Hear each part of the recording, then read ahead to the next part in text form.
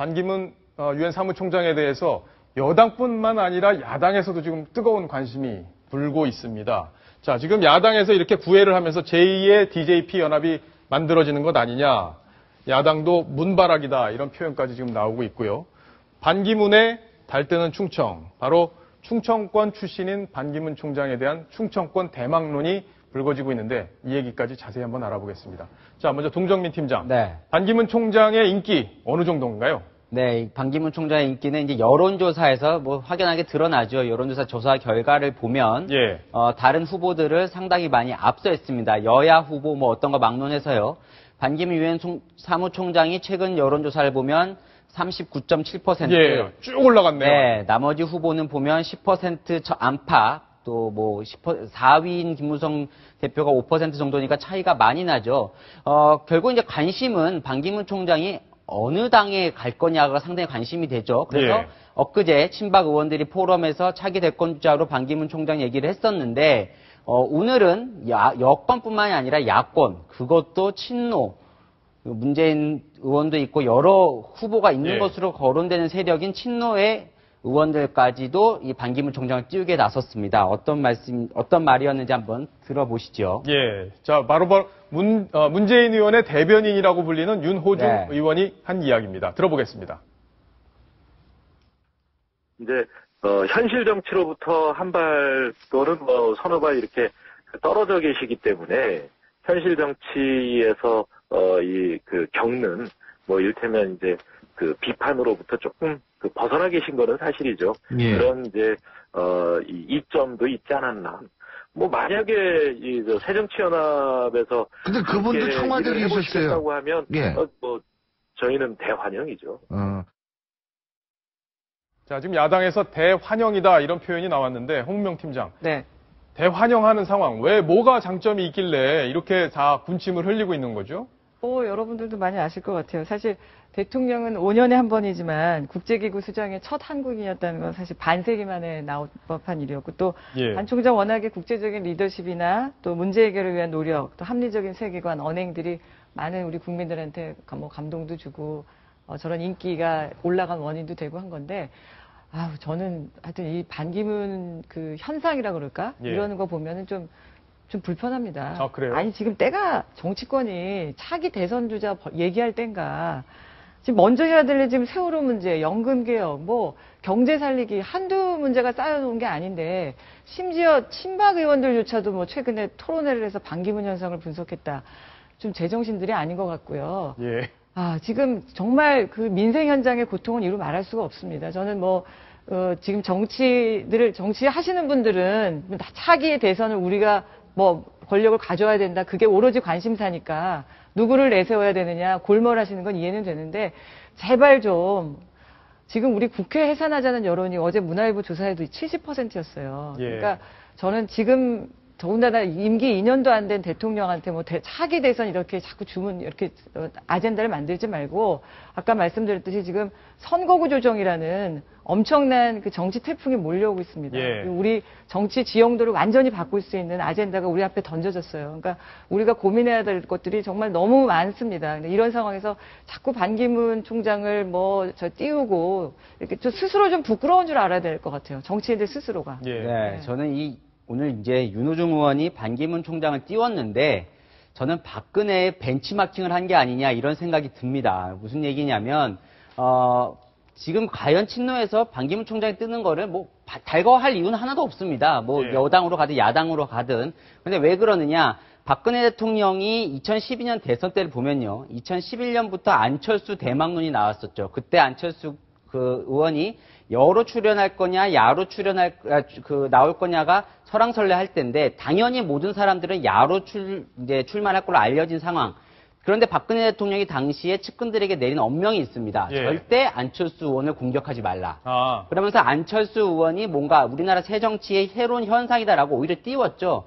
2012년 대선 12월에 3개월 앞두고까지 박근혜 대통령은 안철수 의원을 한 번도 공격한 적이 없습니다. 예. 그 이유는 뭐냐? 안철수 의원을 공격해서 박 대통령이 당시 후보로서 얻는 정치적 이익이 없는 거죠. 오히려 새롭게 부는 바람을 오히려 역행하는 듯한 모습만 보여질 뿐입니다. 결국 지금 친노 쪽에서 왜 반기문 총장에 화답을 하고 나섰냐? 반 총장이 어쨌든 높은 지지율을 받고 있는데 거기에 싸워봤자 지금 뭔가 이미지만 나빠질 뿐이지 실익이 없다. 예. 이렇게 판단한 정치적인 계산도 좀 반영된 것 같습니다. 아, 그렇군요. 네. 자, 지금 시청자 여러분들도 뭐 아직 대선이 3년이나 남았는데 뭐 차기 대선 얘기를 하는 게 좀 이르지 않느냐 이런 반응을 보이실 것 같은데요.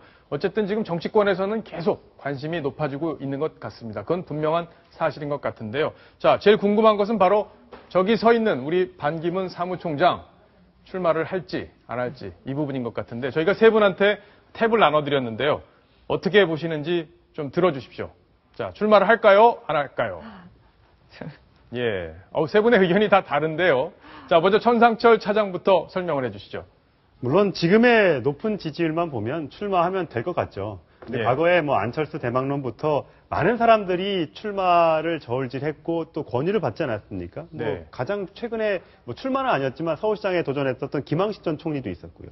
고건 전 시장도 있었고 전 총리도 있었고 예. 여러 사람의 유력한 대권 후보들이 있었지만 결국은 이 정치권의 높은 벽을 넘지 못하고 또 이 권력 의지를 드러내지 못하면서 오히려 또 인기가 떨어진 측면이 있었기 때문에 교과서에 실리면서까지 학생들의 이름이 알려지고 굉장히 존경받는 반기문 사무총장이 구태여 이 선거라는 또 대선이라는 또 큰 싸움에 뛰어들어서 예. 또 상처를 입기보다는 좀 그 유엔 사무총장의 과거의 그거를 가지고 좀 봉사하는데 좀 쓰지 않을까 예. 이런 생각을 해봅니다. 자, 동정민 팀장은 네. 어떻게 생각하세요? 네, 비슷한 이유로 저는 오히려 나올 거다 이렇게 그래요? 얘기를 하는데 아까 말씀하신 예가 있죠. 고건 전 총리도 있고요. 그다음에 뭐 정운찬 정무총리도 끝까지 완준하지 않았지만 나왔고 왜냐?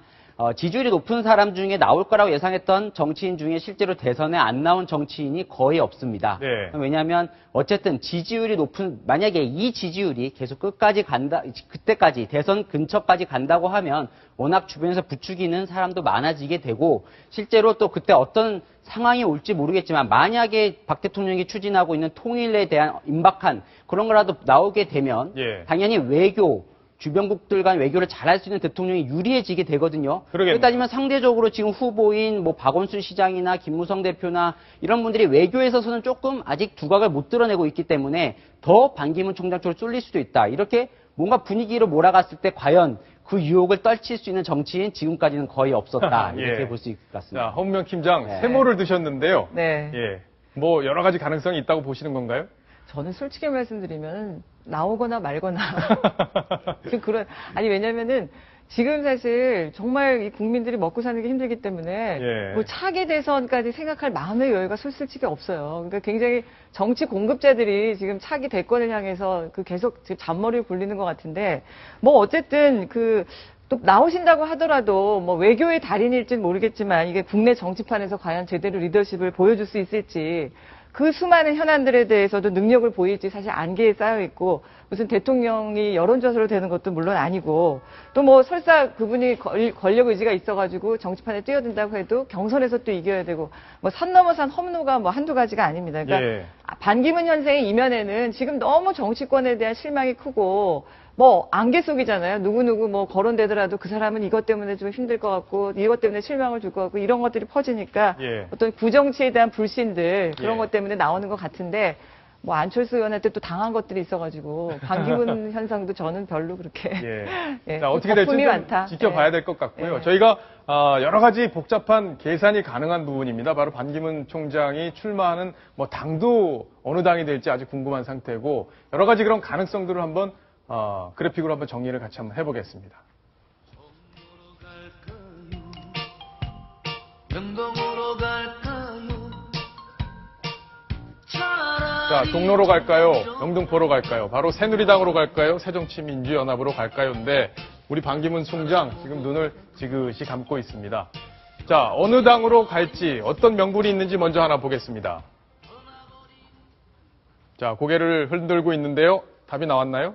자, 박근혜 대통령과는 친분이 있고 노무현 대통령 때 외교장관을 지냈기 때문에 여야 다 가능하다 이런 얘기인 것 같은데요. 동정민 네. 팀장이 보기엔 어떻습니까? 박근혜 대통령하고는 지금 한 4-5번 만났죠. 이미 취임 후에 가장 많이 만난 외교 정상급으로 볼 수 있겠고 예. 뭐 여러 가지 남북 문제라든지 상의를 많이 하고 있고 그렇기 때문에 확실히 친분이 있고요.